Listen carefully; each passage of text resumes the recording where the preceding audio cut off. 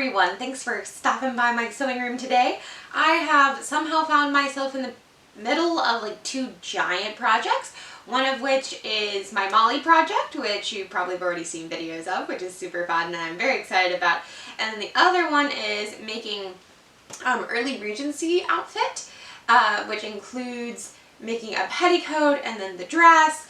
But this video, as you know because you clicked on the title, is about making the petticoat, which I've been needing for such a long time. I have Regency outfits and I just haven't been wearing a petticoat. And I'm like, it's fine. And I'm sure it's going to be like the same thing when I was not wearing the proper stays and I was just wearing a modern bra. And I was like, it's fine. But really, it could be so much better. Like, yes, it's fine, but it could be better. So I'm very excited for today to finally be making a petticoat to go with my Regency ensemble and finally really finishing really the last foundational piece that I need for my Regency outfits. Alright, let's dive in. For this project pattern, I turned to the American Duchess Guide for 18th Century Dressmaking by Lauren Stowell and Abby Cox. How to hand sew Georgine gowns and wear them with style. One of the projects in this book is 1790s Undies under petticoat with back pad. Now, I am still pretty new to drafting patterns out of a book, but this actually went pretty well, and the way that the patterns are laid out in the book was very, very easy to follow. They have lots of wonderful pictures and instructions. Highly, highly recommend. So there really was only 7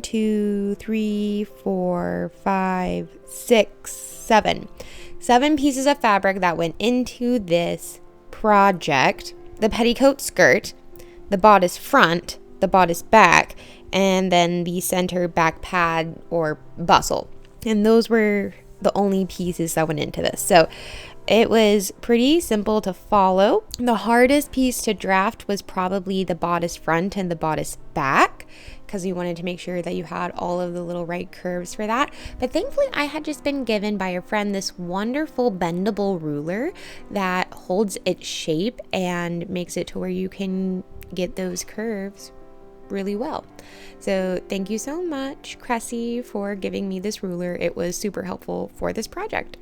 Another reason why this pattern was pretty easy to follow is because, and I quote from the American Duchess book, "We tried to create an under petticoat pattern that is one size fits many. You may need to adjust the pattern and subsequent fabric yardage to best fit you."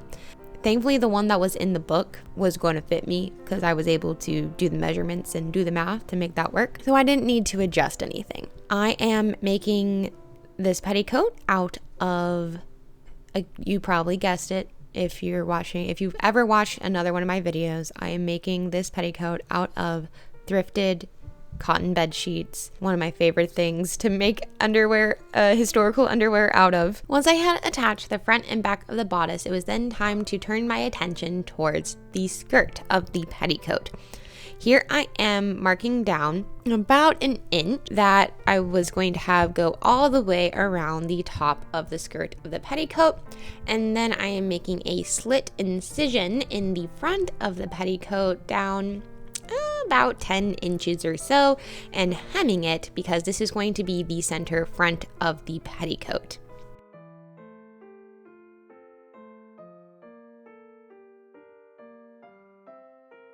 I then stitched this down with a sewing machine. Now, the American Duchess Guide shows you how to do everything beautifully by hand in the most historically accurate way possibly known.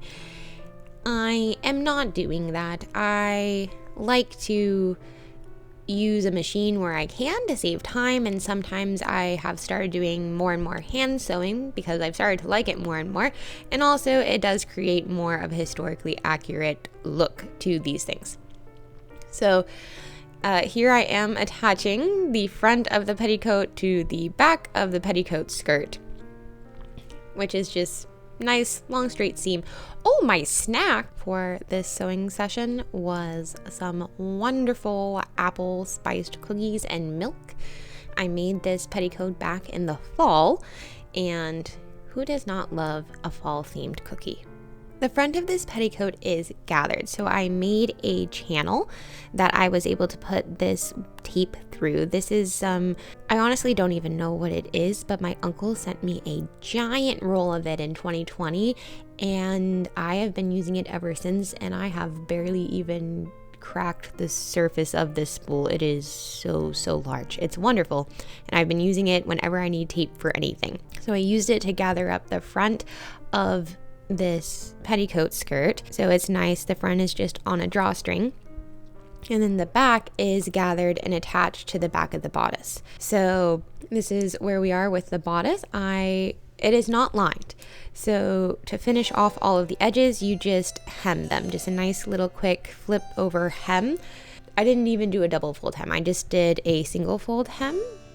So I did that little flip over hem on the armholes and around the neckline. I left the bottom of the bodice free because that is about to be attached to the skirt of the petticoat. I am hemming those hems with my machine. And here is the best little sewing supervisor ever.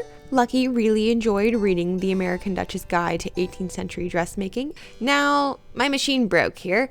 It has been doing this. It is a very old machine. I think I've had it since I was 13, so it's over a decade old, and I do not give it serviced as much as I should, so that's on me. But most of the time I can repair my own machine. This time it was just not having it, so we're going to have to do stuff by hand now out of necessity. And also, it is easier to do cartridge pleats, especially with the whole situation that we have with the hem. It's just going to be much easier to do that by hand. Cartridge pleats essentially have to be done by hand. You can do them to where basically you have gathers that look like cartridge pleats, but they're not. They're not the same. They don't act the same. So you can make cartridge pleats when you put in a couple of rows of basting stitches. I think here I'm actually just doing one row of basting stitches. You can get away with just doing one. It's just not recommended. It's better if you do 2 or 3. So you're going to put in your uniform basting stitches, and then you're going to gather it up. And the gathers are going to create these tiny little standing pleats. And then you're going to attach the bodice or whatever you're attaching your pleats to. In this case, I'm attaching the bodice of the petticoat to the skirt of the petticoat, and we're going to pin that in and then sew them on. To sew on the cartridge pleats, you're going to do a whip stitch, and you're going to go through the part of the pleat that is touching the waistband, and then you're going to leave part of it free. So they're going to the goal is to have them kind of poofed, standing up, to give you a little bit more volume of that pleat. It works out very well, and there's a whole lovely guide to show you how to do it if you would like to do it the historically accurate way. The American Duchess Dressmaker's Guide does a lovely job of explaining that, but you can see me doing that here. I really love a whip stitch. I think it's probably one of my favorite hand sewing stitches because it goes so fast. It just like whip it out, just whoosh, whoosh, whoosh, whoosh, whoosh, whoosh, whoosh, whoosh.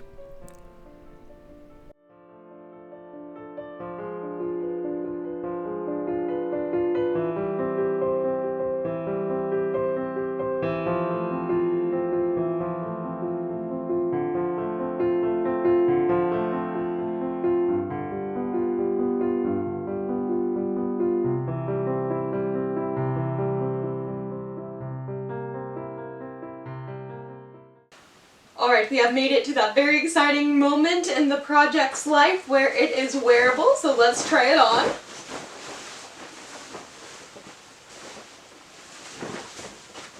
Ooh.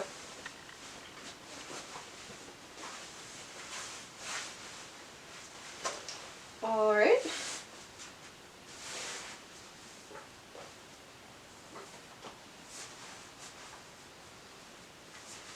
I think it feels good. It feels like it fits very well. It is the perfect height for right under the bust.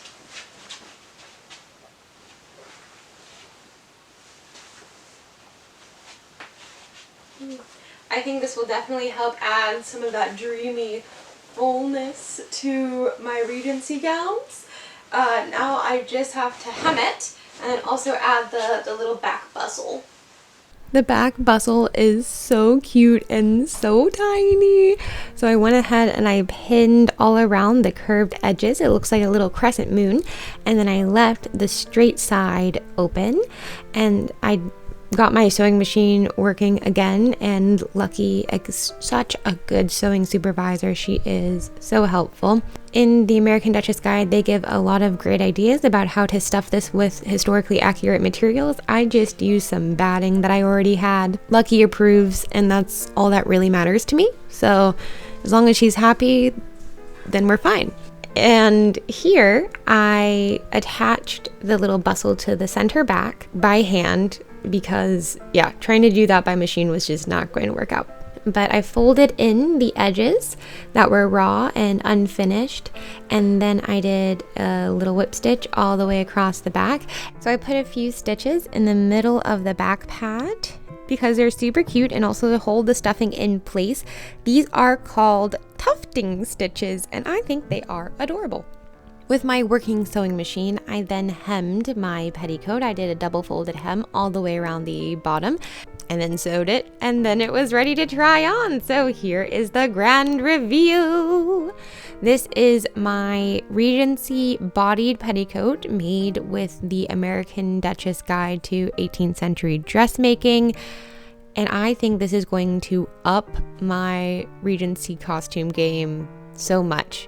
It doesn't feel like a lot like, oh yeah, so you aren't wearing a petticoat, but just you wait and see, because next time I post, it'll be a video about making my dream white gauzy muslin early 1800s dream gown, and I needed this petticoat to have the fullness and dreaminess that dress requires. So thank you so much for watching. I would like to give a special thank you to my Patreon supporters who are a part of the Historical Belle Society and make videos like this possible. If you would like to join the Historical Belle Society, the link will be down in the description box.